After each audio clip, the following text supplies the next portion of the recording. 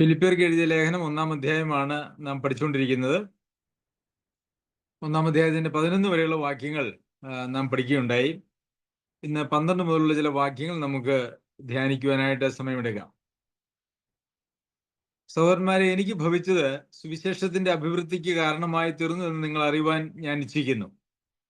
തനിക്ക് ഭവിച്ചത് എന്ന് പറയുന്നത്, താൻ ഇന്ന് റോമാ പട്ടാളത്തിന്റെ ബന്ധനത്തിലാണ്.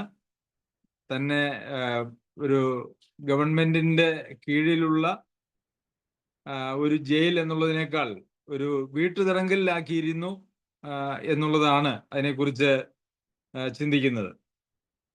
അപ്പോൾ അങ്ങനെ വീട്ടുതടങ്കലിലായിരുന്നത് പൗലോസ് അപ്പോസ്തലൻ പറയുകയാണ്, അത് സുവിശേഷത്തിന്റെ അഭിവൃദ്ധിക്ക് കാരണമായി തീർന്നു എന്ന് നിങ്ങൾ അറിയുവാൻ ഇച്ഛിക്കുന്നു എന്നാണ് ഇവിടെ നമ്മൾ കാണുന്നത്. അതെങ്ങനെയാണ് സുവിശേഷ പ്രവർത്തനങ്ങൾക്ക് നേതൃത്വം കൊടുക്കുന്നതായിട്ടുള്ള ഒരു ദൈവ പൈതൽ ജയിലിലാവുമ്പോൾ അത് എങ്ങനെയാണ് സുവിശേഷത്തിന്റെ അഭിവൃദ്ധിക്ക് കാരണമായത് എന്നുള്ളത് നമ്മൾ ചിന്തിച്ചാൽ പല കാരണങ്ങൾ നമുക്ക് കാണുവാനായിട്ട് കഴിയും. അതില് ഒരു കാരണം എന്ന് പറയുന്നത്,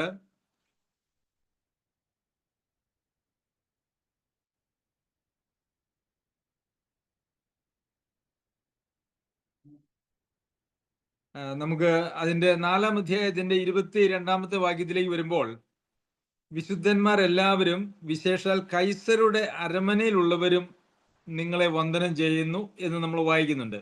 ഇതേ ലേഖനത്തിന്റെ 4-ാം അധ്യായത്തിന്റെ 22-ാമത്തെ വാക്യത്തിൽ.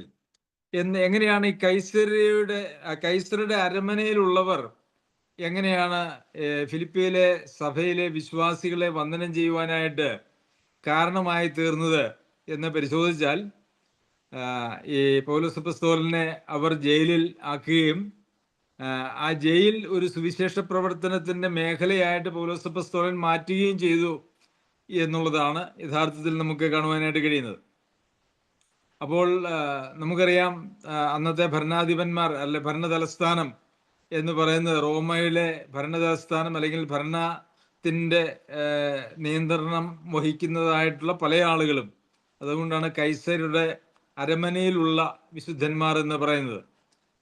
അവരൊക്കെയും കർത്താവായ യേശുക്രിസ്തുവിനെ അറിയുവാനായിട്ട് ഇടയായത് പൗലോസ് അപ്പോസ്തലൻ അവിടെ ജയിലിലായി എന്നുള്ള കാരണത്താലാണ്. പ്രിയമുള്ളവരെ, പൗലോസ് അപ്പോസ്തലൻ ജയിലിലായി എന്നുള്ളത് ഒരുപക്ഷെ അന്ന് അവിടെ വിശ്വാസികൾക്ക് അത് യാദൃശ്ചികവും അതല്ല എങ്കിൽ സങ്കടകരവുമായ ഒരു അവസ്ഥയായിരുന്നു. എങ്കിലും ദൈവത്തിന്റെ മുമ്പാകെ ഒന്നും യാദൃശ്ചികമല്ല എന്നുള്ളത് നമ്മൾ മനസ്സിലാക്കേണ്ടത് ആവശ്യമാണ്. ദൈവം ഏതൊരവസ്ഥയിലൂടെ തൻ്റെ മക്കളെ കടത്തിവിട്ടാലും അതിൽ ഒരു ദൈവിക പരിപാടി ഉണ്ട് എന്നുള്ളത് അതിന് യാതൊരു സംശയവുമില്ല. അത് നമ്മൾ മനസ്സിലാക്കി ആ ദൈവിക പരിപാടി, ഒരുപക്ഷെ നമുക്കത് ബോധ്യമായില്ല എന്ന് വരും, നമുക്കത് ഉടനെ മനസ്സിലായില്ല എന്ന് വരും. ഒരുപക്ഷെ നാം ഈ ലോകത്തിൽ ജീവിച്ചിരിക്കുമ്പോൾ തന്നെ പലപ്പോഴും നമ്മെ കടത്തിവിടുന്നതായിട്ടുള്ള വളരെ സങ്കടകരമായിട്ടുള്ള അവസ്ഥകളെ കുറിച്ച്, അതിൽ ദൈവിക പരിപാടി എന്തായിരുന്നു എന്നുള്ളത് ഈ ലോകത്തിൽ വെച്ച് തന്നെ നമുക്ക് അറിയുവാൻ കഴിഞ്ഞില്ല എന്ന് വരാം. എന്നാൽ നിത്യതയിൽ ചെല്ലുമ്പോൾ, കർത്താവിനോടുകൂടെ നാം ഇരിക്കുമ്പോൾ, ദൈവം നമ്മെ നടത്തിവിട്ട വഴികളിലൂടെ ദൈവം നമ്മളിൽ നിവൃത്തിയാക്കിയ അല്ലെങ്കിൽ നമ്മളെ പഠിപ്പിച്ച, നമ്മളെ പരിശീലിപ്പിച്ച, നമ്മളെ ശുദ്ധീകരിച്ച എല്ലാ വഴികളും അന്നെങ്കിലും നമുക്ക് മനസ്സിലാക്കുവാനായിട്ട് കഴിയും എന്ന് ഞാൻ വിചാരിക്കുന്നു. അപ്പോൾ ജയിലിൽ കിടക്കുന്ന, ബന്ധനത്തിൽ കിടക്കുന്നതായിട്ടുള്ള ആള് എന്നെ ഈ ബന്ധനത്തിൽ നിന്നൊന്ന് വിടുവിക്കുന്നതിന് വേണ്ടി നിങ്ങൾ പ്രാർത്ഥിക്കണമെന്നോ അങ്ങനെയൊന്നും ആവശ്യപ്പെടുന്നില്ല. മറിച്ച് എനിക്ക് ഭവിച്ചത്, അല്ലെങ്കിൽ ഞാൻ ജയിലിലായത്, അറസ്റ്റിലായത് സുവിശേഷത്തിന്റെ അഭിവൃദ്ധിക്ക് കാരണമായി തീർന്നു. എനിക്ക് സുവിശേഷം പറയുവാനായിട്ട് ഇവിടെ ധാരാളം ആളുകൾ കൈസരുടെ അരമനയിൽ തന്നെ ഉണ്ട് എന്നുള്ള നിലയിൽ ഒരുപക്ഷെ പൗലോസ് അപ്പോസ്തലൻ ആ ജയിലിൽ, ആ അറസ്റ്റിൽ തുടരുവാനായിട്ട് ആഗ്രഹിച്ചു എന്ന് പോലും ഞാൻ മനസ്സിലാക്കുന്നു. കാരണം ഈ കൈസരുടെ അരമനയിലുള്ള ആളുകളെ, അവരെ രക്ഷയിലേക്ക് നടത്തുക എന്ന് മാത്രമല്ല, മറിച്ച് അവരെ ദൈവവചനം പഠിപ്പിക്കുവാനും അവരെ ശിഷ്യത്വത്തിന്റെ പാതയിൽ നടത്തുവാനായിട്ടും ഒരുപക്ഷെ കുറച്ച് കാലങ്ങൾ തന്നെ പൗലോസപ്പസ്തോലന് ആവശ്യമായി വന്നേക്കാം എന്നുള്ളത് കൊണ്ട് ഒരുപക്ഷെ പൗലോസപ്പസ്തോലൻ പ്രാർത്ഥിച്ചത് എന്നെ ഇപ്പോൾ ഈ ബന്ധനത്തിൽ നിന്ന് വിടുവിക്കേണ്ട എന്നുള്ളതായിരിക്കാം. പ്രാർത്ഥിച്ചത് നമുക്കറിയില്ല, നമ്മുടെ ഒരു ഭാവനയാണ് കേട്ടോ. ഏറ്റവും കുറഞ്ഞത് ദൈവം എനിക്കിവിടെ ഒരു അവസരമാണ് തന്നിരിക്കുന്നത് എന്നുള്ളത് തനിക്ക് പൂർണ്ണ ബോധ്യം ഉണ്ടായിരുന്നു എന്ന് നമുക്ക് കാണുവാനായിട്ട് കഴിയും. അഭിവൃദ്ധിക്ക് കാരണമായി തീർന്നതിൻ്റെ ഒരു കാരണം അതാണ്. എന്നാൽ മറ്റൊരു കാരണം നമുക്ക് തുടർന്നുള്ള വാക്യങ്ങൾ നമുക്ക് കാണുവാനായിട്ട് കഴിയും. 13-ാമത്തെ വാക്യത്തിൽ എൻ്റെ ബന്ധനങ്ങൾ ക്രിസ്തു നിമിത്തമാകുന്നു എന്ന് അകമ്പടി പട്ടാളത്തിലൊക്കെയും ശേഷം എല്ലാവർക്കും തെളിവായി വരികയും സഹോദരന്മാർ മിക്കപേരും എൻ്റെ ബന്ധനങ്ങളാൽ കർത്താവിൽ ധൈര്യം പൂണ്ട് ദൈവത്തിന്റെ വചനം ഭയം കൂടാതെ പ്രസ്താവിപ്പാൻ അധികം തുനിയുകയും ചെയ്തിരിക്കുന്നു. അപ്പോൾ യഥാർത്ഥത്തിൽ തങ്ങളുടെ നേതാവ് എന്ന് ഞാൻ പറയുന്നത് നിങ്ങൾ തെറ്റിദ്ധരിക്കരുത്. ക്രിസ്തീയ ശുശ്രൂഷയിൽ നേതാക്കന്മാർ ശരിക്കും ദാസന്മാരാണ് എന്നുള്ളതാണ് യാഥാർത്ഥ്യം. അതിൽ മുൻപിൽ നിന്ന് നയിക്കുന്നതായിട്ടുള്ള ആളുകൾ എന്ന് മാത്രമേ അതിന് അർത്ഥമുള്ളൂ. അവര് ജയിലിലാവുമ്പോൾ സാധാരണഗതിയിൽ കൂടെയുള്ള ആളുകളൊക്കെയും ഭയപ്പെടുവാനായിട്ടാണ് സാധ്യത. ഒരു ഉദാഹരണം പറഞ്ഞു കഴിഞ്ഞാൽ, കർത്താവിനെ പിടിച്ചുകൊണ്ട് പോയപ്പോൾ ശിഷ്യന്മാരെല്ലാവരും അവനെ വിട്ട് ഓടിപ്പോയി എന്ന് നമ്മൾ വായിക്കുന്നു. അപ്പോൾ അതുകൊണ്ട് തന്നെ സാധാരണഗതിയിൽ ഏതെങ്കിലും ഒരു പ്രസ്ഥാനത്തെ തകർക്കുന്നതിന്, ഒരു രാജ്യത്തെ തകർക്കുന്നതിനൊക്കെ ആളുകൾ ഉപയോഗിക്കുന്നത് അതിൻ്റെ നേതൃത്വ നിരയിലുള്ള മുൻനിരയിലുള്ള ആളുകളെ ജയിലിലടയ്ക്കുകയോ കൊന്നുകളയുകയോ ചെയ്യുക എന്നുള്ളതാണ്. നമുക്ക് ഈ കഴിഞ്ഞ മാസം നമ്മൾ ഇസ്രായേൽ ഇറാൻ യുദ്ധത്തിലും നമുക്ക് എന്താ സംഭവിച്ചതെന്നുള്ളത് അറിയാം. ഭരണത്തിലും അതുപോലെ തന്നെ പട്ടാളത്തിലുമൊക്കെ നേതൃത്വം വഹിക്കുന്നതായിട്ടുള്ള ആളുകളെ കൊന്നുകളയുവാനായിട്ടാണ് അവർ ആദ്യം ശ്രമിക്കുന്നത്. അതുപോലെ തന്നെ പൗലോസപ്പസ്തോലിനെയാണ് ഇവിടെ ഒരു തടവുകാരനായിട്ട് റോമക്കാർ പിടിച്ചിരിക്കുന്നത്. എല്ലാവരെയും, അതായത് വിശ്വാസികളെ എല്ലാവരെയും പിടിച്ച് ജയിലിലാക്കുക എന്ന് പറയുന്നത് വളരെ ശ്രമകരമായിട്ടുള്ള കാര്യമാണ്. നേതൃത്വത്തെ എങ്ങനെയെങ്കിലും നശിപ്പിക്കുക, അവരെ നിഷ്ക്രിയരാക്കുക എന്നുള്ളതാണ് എല്ലാ പ്രസ്ഥാനങ്ങളിലും യഥാർത്ഥത്തിൽ ഒരു പ്രസ്ഥാനത്തെ തടയുന്നതിന് അല്ലെങ്കിൽ നശിപ്പിക്കുന്നതിന് വേണ്ടി അധികാരികൾ എടുക്കുന്നതായിട്ടുള്ള തന്ത്രം എന്ന് പറയുന്നത്. എന്നാൽ ഇവിടെ അങ്ങനെ ചെയ്തപ്പോൾ യഥാർത്ഥത്തിൽ സംഭവിച്ചിരിക്കുന്നത് അതിന് നേരെ വിപരീതമാണ്. എവിടെ പൗലോസപ്പസ്തോലിനെ അറസ്റ്റ് ചെയ്ത് കൊണ്ടുവന്ന് പാർപ്പിച്ചോ അവിടെയുള്ള ആളുകൾ കർത്താവിലേക്ക് വരുന്നു, അവര് കർത്താവിന്റെ ശിഷ്യന്മാരായിട്ട് വരുന്നു എന്ന് മാത്രവുമല്ല, പൗലോസപ്പസ്തോലൻ ജയിലിലായി എന്നുള്ളത് അറിഞ്ഞ് ഉടനെ തന്നെ സഹോദരന്മാർ മിക്കപേരും എൻ്റെ ബന്ധനങ്ങളാൽ കർത്താവിൽ ധൈര്യം പൂണ്ട് ദൈവവചനം ഭയം കൂടാതെ പ്രസ്താവിപ്പാൻ അധികം തുനിയുകയും ചെയ്തിരിക്കുന്നു. അപ്പോൾ യഥാർത്ഥത്തിൽ ഇവിടെ ഒരു വാക്ക് നമുക്ക് കാണാനായിട്ട് കഴിയുന്നത് ഭയം കൂടാതെ എന്നാണ്. യഥാർത്ഥത്തിൽ ഭയം കൂടാതെ ആ സമയത്ത് പ്രവർത്തിക്കുക, സുവിശേഷം അറിയിക്കുക എന്ന് പറയുന്നത് നമുക്ക് മനസ്സിലാക്കാൻ, നമ്മുടെ സാമാന്യ ബുദ്ധിക്ക് ബോധത്തിന് മനസ്സിലാക്കാൻ സാധിക്കുകയില്ല. കാരണം അങ്ങനെ സുവിശേഷ പ്രവർത്തനങ്ങളിലേക്ക് കൂടുതൽ ഊന്നൽ കൊടുത്തുകൊണ്ട് ആളുകൾ പോകുമ്പോൾ അവര് വീണ്ടും അറസ്റ്റ് ചെയ്യപ്പെടാൻ, അതിന് നേതൃത്വം കൊടുക്കുന്നതായിട്ടുള്ള രണ്ടാം നിര ആളുകൾ അറസ്റ്റ് ചെയ്യപ്പെടാനായിട്ടുള്ള സാധ്യത ഏറെയുണ്ട്. പക്ഷെ അവർക്ക് അങ്ങനെ ഒരു ഭയം ഉണ്ടായില്ല എന്നാണ് നമുക്ക് കാണുവാനായിട്ട് കഴിയുന്നത്. അവരുടെ ഭയത്തെ മാറ്റിയത് എന്താണ് എന്ന് ചോദിച്ചാൽ അത് ദൈവാത്മാവിൻ്റെ പ്രവർത്തനമാണ് എന്ന് നമുക്ക് കാണുവാനായിട്ട് കഴിയും. കർത്താവ് തന്നെ ശിഷ്യന്മാരോട് നിങ്ങൾ യെരുശലേമിൽ നിന്ന് വാങ്ങിപ്പോകാതെ പിതാവിനോട് കേട്ട വാഗ്ദത്തത്തിന് വേണ്ടി കാത്തിരിക്കണം, പരിശുദ്ധാത്മാവ് നിങ്ങളുടെ മേൽ വരുമ്പോൾ നിങ്ങൾ ശക്തി ലഭിച്ചിട്ട് എൻ്റെ സാക്ഷികളാകും എന്നാണ് നമ്മളവിടെ വായിക്കുന്നത്. അപ്പോൾ ദൈവാത്മാവിൻ്റെ നിയന്ത്രണത്തിലും ദൈവാത്മാവിൻ്റെ ശക്തിയിലും ആശ്രയിക്കുന്ന ആളുകൾക്ക് ഈ ലോകത്തിൽ അവര് എന്ത് പ്രതിസന്ധി മുൻപിൽ കണ്ടാലും അതിൻ്റെ അപ്പുറം ദൈവത്തിന് പ്രവർത്തിക്കാൻ കഴിയും എന്നുള്ളതായ വിശ്വാസം അവരിൽ ഉണ്ടാകും. ഇവിടെ നമ്മൾ ഒരു സാമാന്യ മനുഷ്യന്റെ ബുദ്ധിക്ക് ചിന്തിച്ചാൽ, പൗലോസപ്പസ്തോലൻ സുവിശേഷം അറിയിച്ചു, എന്നിട്ട് കർത്താവിന്റെ വേലയാണ് ചെയ്തത്. പക്ഷെ പൗലോസപ്പസ്തോലിനെ അറസ്റ്റ് ചെയ്ത് ജയിലിലാക്കി. അപ്പൊ പിന്നെ ഈ കർത്താവ് പൗലോസപ്പസ്തോലിനെ രക്ഷിച്ചില്ലല്ലോ, അപ്പൊ ഞങ്ങളെയും രക്ഷിക്കില്ല, ഇതൊക്കെ വലിയ അബദ്ധത്തിലേക്കാണ് പോകുന്നത് എന്ന് ചിന്തിക്കുന്നതാണ് സ്വാഭാവികവും മാനുഷികവുമായിട്ടുള്ളത്. എന്നാൽ ദൈവികമായിട്ടുള്ള അല്ലെങ്കിൽ ആത്മീകമായിട്ടുള്ള ചിന്താഗതി എന്ന് പറയുന്നത് പൗലോസ് അപ്പോസ്തലൻ ജയിലിൽ ആണ്. എന്നാൽ ഞങ്ങളും ഈ നാമത്തിനു വേണ്ടി, ഈ വിശ്വാസത്തിനു വേണ്ടി ഇനി അഥവാ അറസ്റ്റ് ചെയ്ത് ജയിലിലാക്കിയാൽ അതിനെക്കുറിച്ച് ഞങ്ങൾക്ക് ഭയമില്ല, ഞങ്ങൾക്ക് സന്തോഷമേ ഉള്ളൂ എന്നുള്ള ചിന്താഗതിയാണ് അവരുടെ ഉള്ളിലേക്ക് വന്നത്. അതുകൊണ്ടാണ് അവർ ഭയം കൂടാതെ, ഭയപ്പെടുവാനായിട്ടുള്ള എല്ലാ സാധ്യതകളും അവരുടെ ചുറ്റുമുണ്ട്. അന്ന് റോമ ഗവൺമെന്റ് ക്രിസ്ത്യാനികളെ പീഡിപ്പിക്കുന്നതായിട്ടുള്ള, ഇത് AD 60-നോടനുബന്ധിച്ചാണ് ഇത് സംഭവിക്കുന്നതെന്ന് നമുക്കറിയാം. ഈ ജയിലിലായിരിക്കുന്നത്, അതിനുശേഷം വരുന്നതായിട്ടുള്ള നീറോ ചക്രവർത്തിയൊക്കെ ഭയങ്കരമായ കൊടിയ പീഡനമാണ് ക്രിസ്ത്യാനികൾക്ക് നേരെ അഴിച്ചുവിട്ടത് എന്ന് നമുക്ക് കാണുവാനായിട്ട് കഴിയും. എന്നാൽ അങ്ങനെയുള്ള പീഡനത്തിനോ ഒന്നും, ജയിൽവാസത്തിനോ ഒന്നും അന്നത്തെ വിശ്വാസികളുടെ വിശ്വാസത്തെയോ അവരുടെ സുവിശേഷ പ്രവർത്തനത്തെയോ തടയുവാൻ കഴിഞ്ഞില്ല എന്ന് നമുക്ക് കാണുവാനായിട്ട് കഴിയും. നമ്മുടെ രാജ്യത്ത് തന്നെ നാം ഒന്ന് ചിന്തിച്ചാൽ, ഒരുപക്ഷെ നിങ്ങൾ ശ്രദ്ധിച്ചിട്ടുണ്ടോ എന്ന് എനിക്കറിയില്ല, യഥാർത്ഥത്തിൽ ഗ്രഹാം സ്റ്റെയിൻസിനെയും കുടുംബത്തെയും ഒറീസയിൽ കൊന്നുകളഞ്ഞതായ, തന്നെ 2 മക്കളെയും വണ്ടിയിലിട്ട്, വാഹനത്തിലിട്ട് തീയിട്ട് കൊന്നത് നമുക്കറിയാമല്ലോ. ഇന്ത്യയിൽ സുവിശേഷത്തിനും സുവിശേഷ പ്രവർത്തനത്തിനും വലിയ ഒരു ഉത്സാഹവും ഉണർവും ഉണ്ടായത് ആ ഒരു സംഭവത്തിന് ശേഷമാണ്. അതിനു മുമ്പ് ഒരു പരിധിവരെ ആളുകൾ അങ്ങനെ മയങ്ങിയും മങ്ങിയും ഒക്കെ കിടന്ന ഒരു കാലഘട്ടമായിരുന്നു. എന്നാൽ ഈ സ്റ്റെയിൻസിനെയും കുഞ്ഞുങ്ങളെയും കൊന്നതോടുകൂടി എല്ലാ സഭകളിലും, കേരളത്തിലും ഒക്കെ ഉള്ള എല്ലാ സഭകളിലും വലിയ ഒരു ഉണർവുണ്ടാകുകയും ധാരാളം ആളുകൾ സുവിശേഷവുമായിട്ട് ഇന്ത്യയുടെ പലവിധ ഭാഗങ്ങളിലേക്ക് പോവുകയും ചെയ്തു എന്നുള്ളത് നമ്മുടെ ഈ കാലഘട്ടത്തിൽ തന്നെ നാം കണ്ടതായ, മനസ്സിലാക്കിയതായിട്ടുള്ള കാര്യമാണ്. അതുകൊണ്ട് ദൈവാത്മാവ് പ്രവർത്തിക്കുന്നിടത്ത്, ദൈവത്തിൽ ആശ്രയിക്കുന്നിടത്ത് യാതൊരു പരിമിതികളും ഇല്ല എന്നുള്ളതാണ് ഒരു യാഥാർത്ഥ്യം. എന്നാൽ സ്വന്തം ശക്തിയിലും സ്വന്തം ബുദ്ധിയിലും നമ്മുടെ കണക്കുകൂട്ടലുകളിലുമൊക്കെയാണ് നമ്മളുടെ ആശ്രയവും കാഴ്ചപ്പാടുമെങ്കിൽ നമ്മളൊക്കെ ഭയപ്പെട്ട് പോകാനായിട്ടുള്ള സാധ്യതയുണ്ട്. എന്നാൽ പരിശുദ്ധാത്മാവിൻ്റെ വലിയ ശക്തി, പരിശുദ്ധാത്മാവിൻ്റെ ശക്തിയെക്കുറിച്ച് നമ്മൾ വായിക്കുന്നത്, എന്നിൽ ബലത്തോടെ വ്യാപരിക്കുന്ന അവൻ്റെ വ്യാപാര ശക്തിയെന്നും അത്യന്ത ശക്തിയെന്നും അളവറ്റ ശക്തിയെന്നും ഒക്കെയുമാണ്.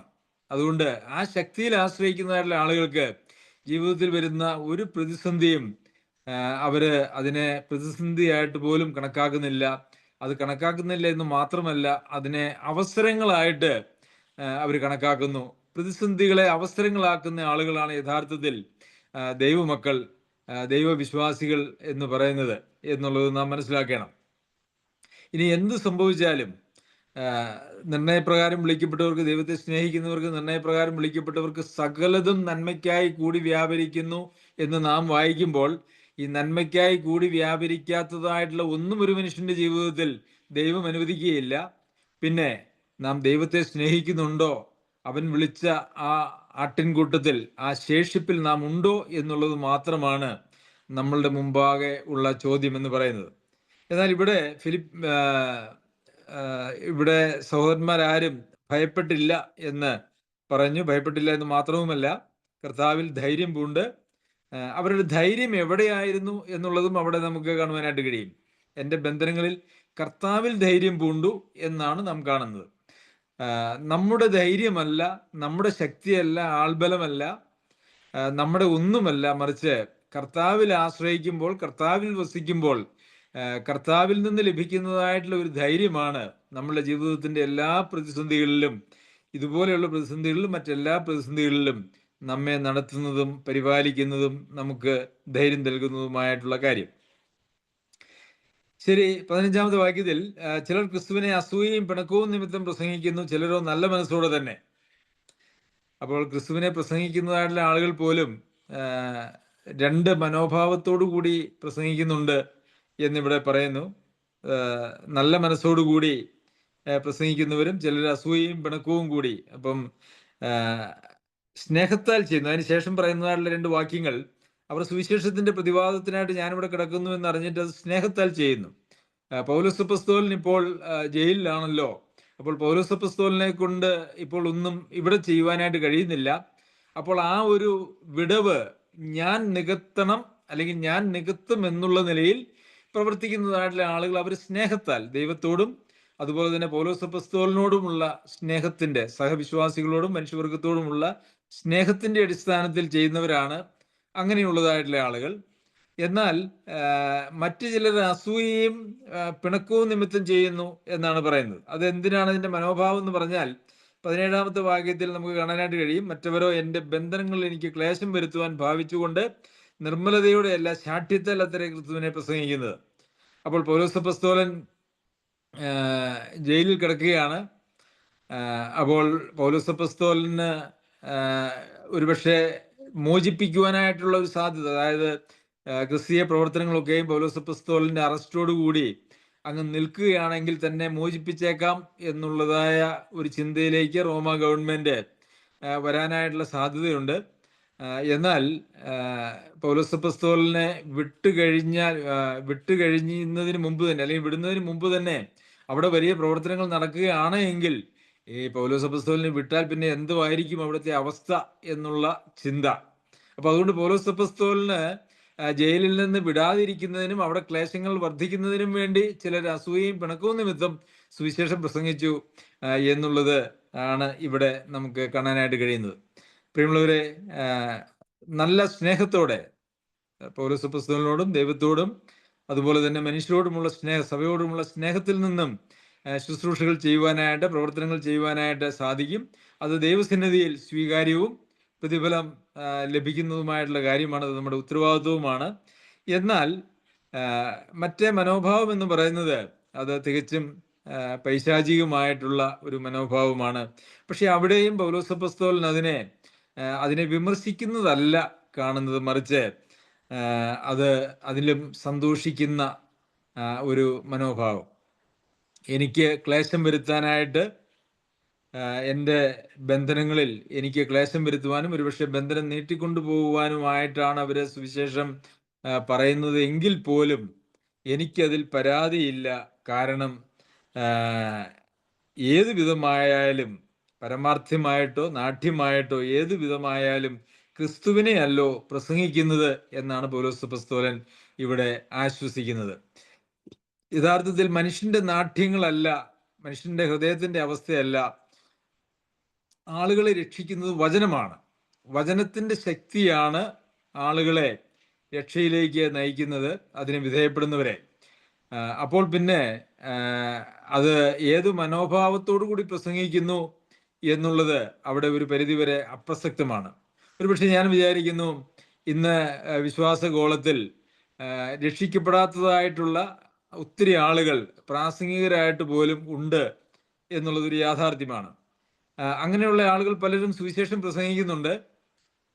അവരുടെ പ്രസംഗങ്ങൾ കേട്ട്, അതായത് രക്ഷിക്കപ്പെടാത്തവരായിട്ടുള്ള ആളുകളുടെ പ്രസംഗങ്ങൾ കേട്ട് പലരും രക്ഷിക്കപ്പെടുന്ന സാഹചര്യവും ഉണ്ടാകാനായിട്ടുള്ള സാധ്യതയുണ്ട് എന്ന് ഞാൻ വിചാരിക്കുന്നു. കാരണം അത് ഒരു മനുഷ്യന്റെ കഴിവിൻ്റെയോ ശക്തിയുടെയോ അവതരണ മികവിൻ്റെയോ അടിസ്ഥാനത്തിലല്ല ആളുകൾ രക്ഷിക്കപ്പെടുന്നത്, മറിച്ച് അത് വചനത്തിന്റെ ശക്തിയാണ്. കൊരിന്ത്യർക്ക് എഴുതിയ ലേഖനം പഠിച്ചപ്പോൾ നാം അത് പഠിക്കുകയുണ്ടായി.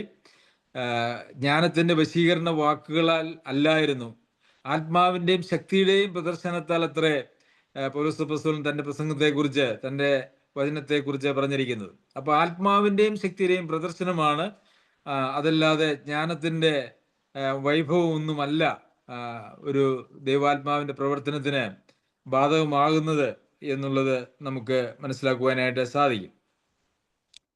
അപ്പോൾ അങ്ങനെയുള്ള ആളുകൾ നിങ്ങളെ സുവിശേഷ പ്രവർത്തനം അങ്ങ് നിർത്തണം, നിങ്ങളുടെ മനോഭാവം ശരിയല്ല എന്നുള്ള മനോഭാവമോ അല്ലെങ്കിൽ അവരെ സംബന്ധിച്ച് മറ്റാർക്കെങ്കിലും മറ്റ് നിർദ്ദേശങ്ങളൊന്നും കൊടുക്കുന്നതായിട്ടല്ല കാണുന്നത്, മറിച്ച് എന്ത് ആണെങ്കിലും കർത്താവിനെയാണല്ലോ പ്രസംഗിക്കുന്നത്, സുവിശേഷമല്ലോ പ്രസംഗിക്കുന്നത്, അല്ലെങ്കിൽ ക്രിസ്തുവിനെ അല്ലയോ പ്രസംഗിക്കുന്നത്, ഇതിൽ ഞാൻ സന്തോഷിക്കുന്നു, ഇനിയും സന്തോഷിക്കും. അതാണ് പൗലോസ് അപ്പോസ്തലൻ എടുക്കുന്നതായിട്ടുള്ള നിലപാട് എന്ന് പറയുന്നത്.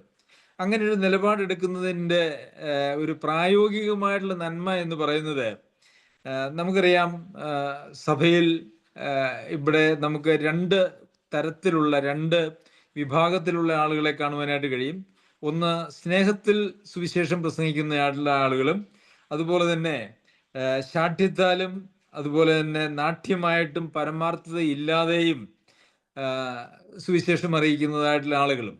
അപ്പോൾ ഈ രണ്ട് വിഭാഗം ആളുകൾ പൗലോസ് അപ്പോസ്തലന്റെ ഈ വിഷയത്തിൽ അവിടെ ഉളവായി വന്നിട്ടുണ്ട്. സ്വാഭാവികമായിട്ടും അങ്ങനെ രണ്ട് വിഭാഗം ഉണ്ടാകുമ്പോൾ ആ വിഭാഗങ്ങൾ തമ്മിലുള്ള ഒരു ഇടർച്ചയ്ക്ക് കാരണമാകുക എന്ന് പറയുന്നത് സാധ്യമാണ്. അത് സ്വാഭാവികമായിട്ടും ഉണ്ടാകാൻ സാധ്യതയുണ്ട്. എന്നാൽ പൗലോസ് അപ്പോസ്തലൻ ഈ ഒരു നിലപാട് എടുക്കുന്നതോടുകൂടി അങ്ങനെ ഒരു പ്രശ്നം സഭയിൽ ഉണ്ടാകുന്നില്ല എന്ന് നമുക്ക് കാണാം. കാരണം ഞാൻ ഇപ്പോൾ സന്തോഷിക്കുന്നു, ഇതിൽ ഞാൻ സന്തോഷിക്കുന്നു, ഇനിയും സന്തോഷിക്കും എന്ന് പറയുമ്പോൾ ആരെയും സഭയിൽ ഒരു ഭിന്നതയോ ഇടർച്ചയോ വരാതെ ഉള്ള ഒരു നിലപാട് പൗലോസ് അപ്പോസ്തലൻ എടുക്കുന്നത് നമുക്കിവിടെ കാണാനായിട്ട് കഴിയും. പ്രിയപ്പെട്ടവരെ, അത് വളരെ പ്രധാനപ്പെട്ടതായ ഒരു പ്രായോഗികമായ സമീപനമാണ്. സഭയിൽ ഇടർച്ച വരുത്തുന്നതായിട്ടുള്ള ഒരു കാര്യങ്ങളും അല്ലെങ്കിൽ ആളുകൾ തമ്മിലുള്ള ബന്ധത്തിന് തടസ്സമാകുന്നതായിട്ടുള്ള ഒരു കാര്യങ്ങളും ആരുടെയും നാവിൽ നിന്ന് ആരുടെയും വാക്കിൽ നിന്ന് ഉണ്ടാകുവാനായിട്ട് പാടില്ല. ഒരുപക്ഷെ നാം ചില ക്ലേശങ്ങളും കഷ്ടങ്ങളും ഒക്കെ സഹിക്കേണ്ടി വന്നാലും ചില അപമാനങ്ങളൊക്കെ ഏൽക്കേണ്ടി വന്നാൽ പോലും സഭയുടെ സുരക്ഷ എന്ന് പറയുന്നത് നമ്മുടെ എല്ലാവരുടെയും ഒരു പ്രാഥമിക ഉത്തരവാദിത്വമാണ്. കാരണം സഭയ്ക്ക് പറ്റുന്നതായിട്ടുള്ള കേട് എന്ന് പറയുന്നത് ക്രിസ്തുവിന്റെ ശരീരത്തിന് വരുന്നതായിട്ടുള്ള ഒരു കേടാണ്, അതല്ലെങ്കിൽ ക്രിസ്തുവിന്റെ മണവാട്ടിക്ക് വരുന്നതായിട്ടുള്ള ഒരു കേടാണ്. പലപ്പോഴും സഭയെ ആളുകൾ കാണുന്നത് തന്നെ സഭയിൽ നിന്നും മാറി നിന്ന് ആളുകൾ പലപ്പോഴും സഭയെ കാണാറുണ്ട്. അത് തികച്ചും തെറ്റായിട്ടുള്ള ഒരു മനോഭാവമാണ്. സഭ എന്ന് പറയുന്നത് ഞാൻ അവയവമായിരിക്കുന്ന, ഞാനും കൂടി അവയവമായിരിക്കുന്ന, ഞാനും കൂടി ഭാഗമാക്കായിരിക്കുന്ന എൻ്റെ സഭ എന്നുള്ള ആ ഒരു ബോധം എല്ലാവർക്കും ഉണ്ടാകേണ്ടത് ആവശ്യമാണ്. എൻ്റെയാണ് എന്ന് ഓരോരുത്തരും ചിന്തിക്കുമ്പോൾ നമ്മുടെ എന്തെങ്കിലും സ്വത്തിനൊരു പ്രശ്നം വരാനായിട്ട് നമ്മൾ ആഗ്രഹിക്കുകയില്ലല്ലോ. നമ്മളുടേതെല്ലാം സുരക്ഷിതമാക്കുക എന്നുള്ളതാണ് നമ്മളുടെ മനുഷ്യരുടെ എല്ലാവരുടെയും സ്വാഭാവികമായിട്ടുള്ള ചിന്താഗതി എന്ന് പറയുന്നത്. അപ്പോൾ എൻ്റെ സഭ എന്നുള്ള ഒരു മനോഭാവം നമുക്ക് എല്ലാവർക്കും ഉണ്ടെങ്കിൽ ഇങ്ങനെ ഒരു പ്രശ്നം യഥാർത്ഥത്തിൽ ഉണ്ടാകുകയില്ല. സഭയിൽ ഭിന്നത ഉണ്ടാകുകയില്ല, ഭിന്നത ഉണ്ടാകാനായിട്ട് സമ്മതിക്കുകയുമില്ല. ഇവിടെ പൗലോസ് അപ്പോസ്തലൻ എടുക്കുന്നതായിട്ടുള്ള നിലപാട് കൊണ്ട് സഭയിൽ ഇടർച്ചയും ഭിന്നതയും ഉണ്ടാകാതെ സൂക്ഷിക്കുന്നത് നമുക്ക് കാണുവാനായിട്ട് കഴിയും. പ്രിയമുള്ളവരെ, ദൈവസഭയെ സ്നേഹിക്കുന്ന, ദൈവത്തെ സ്നേഹിക്കുന്നതായിട്ടുള്ള എല്ലാ ആളുകളും സഭയിൽ ഒരു ഇടർച്ചയ്ക്കും വഴി കൊടുക്കുകയില്ല എന്നുള്ളത് നമുക്ക് മനസ്സിലാക്കണം. അങ്ങനെ സഭയിൽ ഇടർച്ചയ്ക്ക് വഴി കൊടുക്കുന്നതായിട്ടുള്ള ആളുകൾ ദൈവിക പരിപാടിക്ക് പുറത്തു നിന്നുകൊണ്ട്, സഭയ്ക്ക് പുറത്തു നിന്നുകൊണ്ട് സഭയെ നശിപ്പിക്കുവാൻ ശ്രമിക്കുന്ന ആളുകളാണ്.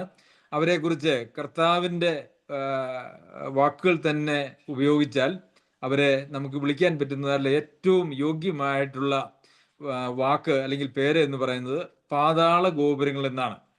ഞാൻ എൻ്റെ സഭയെ പണിയും, പാതാള ഗോപുരങ്ങൾ അതിനെ ജയിക്കുകയില്ല എന്നാണ് നമ്മൾ വായിക്കുന്നത്.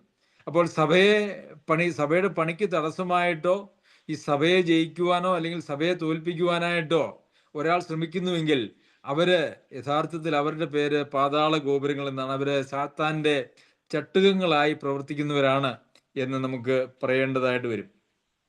ശരി, തുടർന്ന്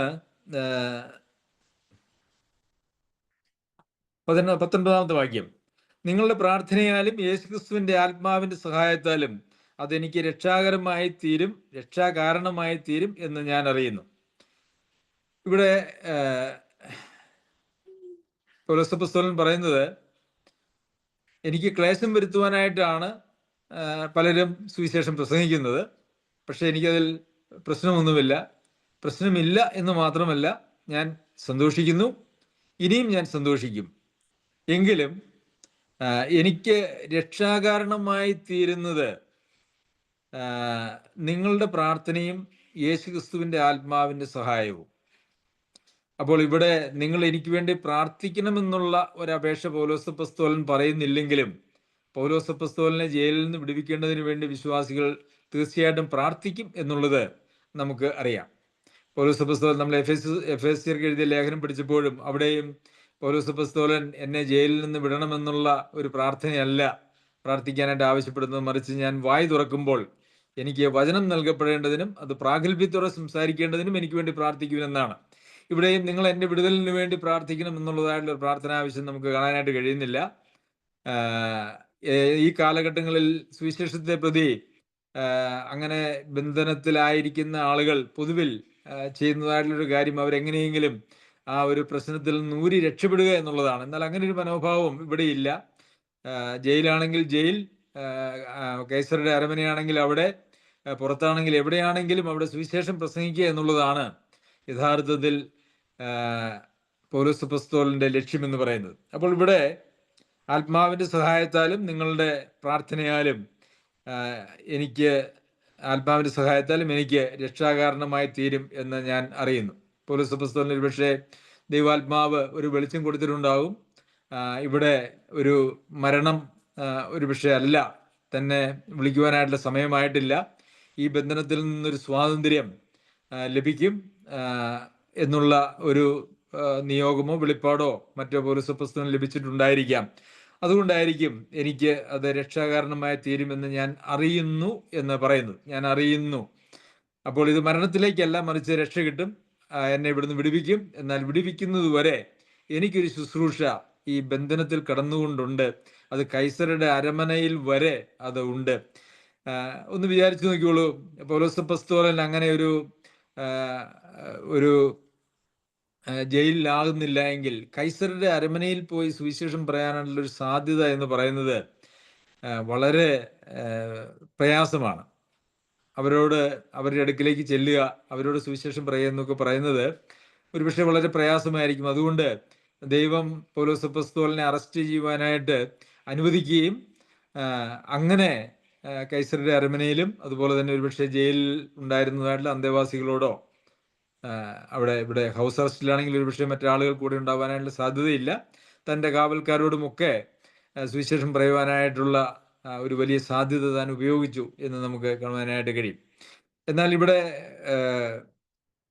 പൗലോസ് അപ്പോസ്തലൻ എന്തിനാണ് ഈ ജയിലിൽ കിടക്കുന്നത് എന്നുള്ളതിനെ കുറിച്ച് ഉള്ള പൂർണ്ണമായ സത്യസന്ധമായിട്ടുള്ള ബോധ്യം അവിടെ ഉണ്ടായിരുന്നു എന്ന് നമുക്ക് 16-ാമത്തെ വാക്യത്തിൽ കാണാനായിട്ട് കഴിയും. അവർ സുവിശേഷത്തിന്റെ പ്രതിവാദത്തിനായിട്ട് ഞാനിവിടെ കിടക്കുന്നു എന്നറിഞ്ഞിട്ട്, അപ്പോൾ സുവിശേഷത്തിന്റെ പ്രതിവാദത്തിനായിട്ടാണ് അവിടെ കിടക്കുന്നത് എന്ന് മാത്രമല്ല, 13-ാമത്തെ വാക്യത്തിൽ എൻ്റെ ബന്ധനങ്ങൾ ക്രിസ്തു നിമിത്തമാകുന്നു എന്ന അകമ്പടി പട്ടാളത്തിലൊക്കെയും ശേഷം എല്ലാവർക്കും തെളിവായി വരികയും, അപ്പോൾ അവിടെ തന്നെ സൂക്ഷിക്കുന്നതായ സൈന്യാധിപന്മാർ, അവര് 1 2 നമുക്കറിയില്ല, ഒരുപക്ഷെ അവർ മാറി മാറി വരും.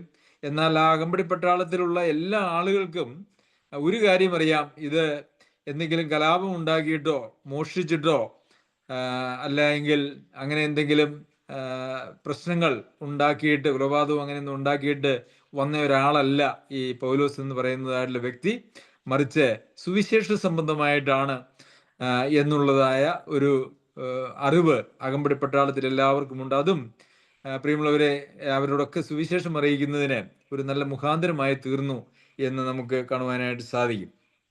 നാം ഇന്ന് പഠിച്ചതായിട്ടുള്ള വേദഭാഗത്തു നിന്നും നമുക്ക് മനസ്സിലാക്കാൻ കഴിയുന്നതായിട്ടുള്ള ഏറ്റവും വലിയ പ്രധാനപ്പെട്ട ഒരു കാര്യം എന്ന് പറയുന്നത്, നാം ദൈവിക പരിപാടിയിൽ ആണെങ്കിൽ, നാം ദൈവത്തെ സ്നേഹിക്കുന്നവരും നിർണയപ്രകാരം വിളിക്കപ്പെട്ടവരുമാണെങ്കിൽ, ദൈവം നമ്മെ ആക്കുന്ന ഏത് സ്ഥലവും, ദൈവം നമ്മെ കടത്തിവിടുന്നതായിട്ടുള്ള എല്ലാ സാഹചര്യങ്ങളും അത് ദൈവത്തിൻ്റെ നാമത്തിൻ്റെ മഹത്വത്തിന് വേണ്ടിയാണ്. നാം ഒരുപക്ഷെ അത് മനസ്സിലാക്കിയില്ലെങ്കിലും, നമുക്കതിപ്പോൾ ബോധ്യമായില്ലെങ്കിലും, അത് വിശ്വാസത്താൽ നാം അംഗീകരിക്കേണ്ടതാണ്, അതിന് വിധേയപ്പെടേണ്ടതാണ്. അതിന് വിധേയപ്പെടുകയും അംഗീകരിക്കുകയും അതിനായിട്ട് ദൈവത്തിന് സ്തോത്രം ചെയ്യുകയും ചെയ്യുമ്പോൾ ദൈവം നമ്മളിലൂടെ ഏറെ പ്രവർത്തിക്കും, നമ്മളിൽ പ്രവർത്തിക്കും, നമ്മളിലൂടെയും പ്രവർത്തിക്കും എന്നുള്ളത് നാം മനസ്സിലാക്കണം. അതുപോലെ തന്നെ സഭയുടെ ഐക്യം, ബന്ധം, സഭാംഗങ്ങൾ തമ്മിലുള്ള ബന്ധം എന്ന് പറയുന്നത് അത് തകർക്കുന്നതായിട്ടുള്ള ഒന്നും നമ്മളിൽ നിന്ന് ഉളവാകാനായിട്ട് പാടില്ല. മറിച്ച് അത് ഏറ്റവും ഊഷ്മളമാകുന്നതിന് വേണ്ടുന്നതായിട്ടുള്ള പ്രവർത്തനങ്ങളും വാക്കുകളുമാണ് നമ്മളിൽ നിന്ന് ഉളവാകേണ്ടത്. ദൈവം നമ്മെ സഹായിക്കട്ടെ. ദൈവത്തിൻ്റെ അതിപരിശുദ്ധ നാമം വാഴ്ത്തപ്പെടുമാറാകട്ടെ. തുടർന്നുള്ള വാക്യങ്ങൾ നമുക്ക് പിന്നീടുള്ള ദിവസങ്ങളിൽ പഠിക്കാനായിട്ട് ശ്രമിക്കാം.